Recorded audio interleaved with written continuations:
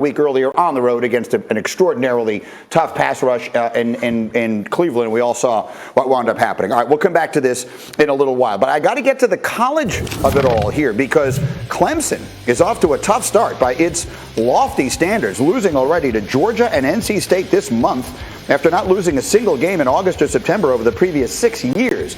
That loss to the Wolfpack over the weekend, snapping a 36-game win streak against unranked opponents, which was the second longest active streak entering play this week. And the Tigers are now rated 25th in the AP poll, which ends their run of 97 straight weeks in the AP top 10, which is the third longest streak in the history of the poll. And so we have Robert Griffin III with us today, our college analyst, and we bring in Heather and Paul as always. And so, Heather, I think it is one of the questions I'm hearing people ask.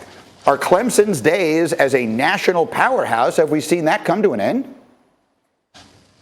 No, absolutely not. They have lost 2 games. I mean, listen to this. They are in the midst of their 7th top 10 recruiting class. Clemson's offensive efficiency right now, guys, is 75th in the country. Over the past 6 seasons, when they're contending for a national title, they are ranked 4th. This is not a problem with process or system or the program. They cannot block anyone, and that can be fixed. All right, Paul, let me come to you on the same question. What are your thoughts on Clemson and its relative place in the college football pecking order right now? Dabo's dynasty is done. Ooh. I do not like anything I see there. I respect what Heather has just got through saying, but I strongly and vehemently disagree. They've lost one coach a couple of years ago to USF. I think that was a big loss. This is a staff that has always been together, but I think it's getting stale. Yes, recruiting is still good, but will it be elite after what we just got through watching, Greeny? It just doesn't look like Clemson is part of the cool kids anymore, and I think that they're going to pay for it in recruiting, and they play in a terrible league, which will hurt them even more. RG3, let me come to you on that thought, because they've gone back-to-back superstar quarterbacks, obviously, into Deshaun Watson, into Trevor Lawrence, and now they go right to Uiagalelei, who we thought was going to pick up the baton and run with it, and we haven't seen it. What is wrong with that offense?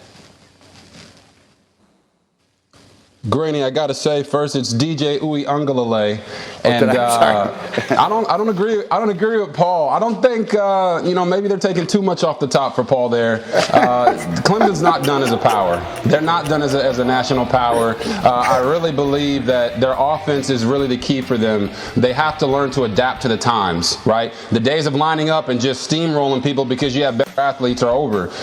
Teams have put together schemes that have helped bridge the gap between the good players and the great players, and they have to be able to do that. Offensively, it's formations, it's route concepts.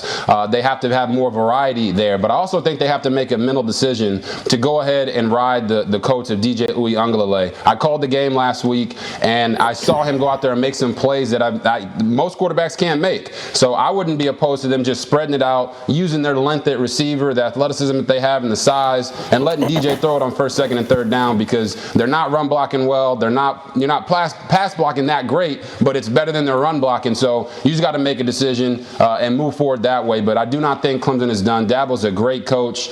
Tony Elliott's a great offensive coordinator, but their ability to fix this offense and get it buzzing is really going to tell you the future for both of them moving forward. You know, Heather, the way I brought this up on the radio the other day, and I thought this is another example, I think, and I'll get Paul's take on this in a moment as well, of how Nick Saban has skewed everything, which is to say they've been in the playoff 6 consecutive years. So they've been one of the 4 best teams in the country 6 consecutive years and won 2 national championships. Go back through history and find me how many great coaches have ever had a stretch like that. You're supposed to have a bad year every now and again. Saban has just so skewed people's perspective that it makes the extraordinary seem ordinary. That's the way I look at it. Heather, what do you think?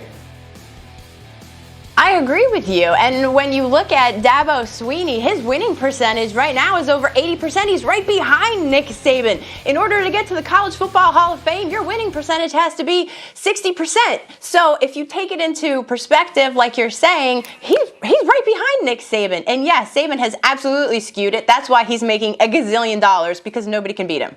That's what do you think of that, Paul? Obviously, as close to that situation as you are, that it has skewed the way we view other teams and schools' accomplishments.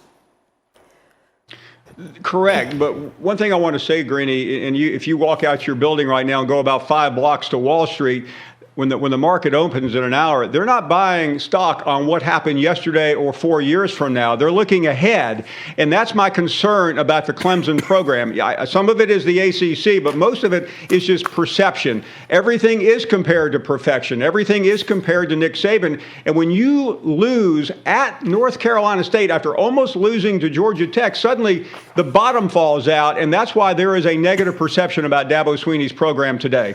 All right, we'll see where it goes. We'll bring Heather and Paul back for a little more on this. Talk about Alabama, Ole Miss this week, and a whole lot more as this morning's program continues. In the meantime, as we continue as well, is it time for panic or patience in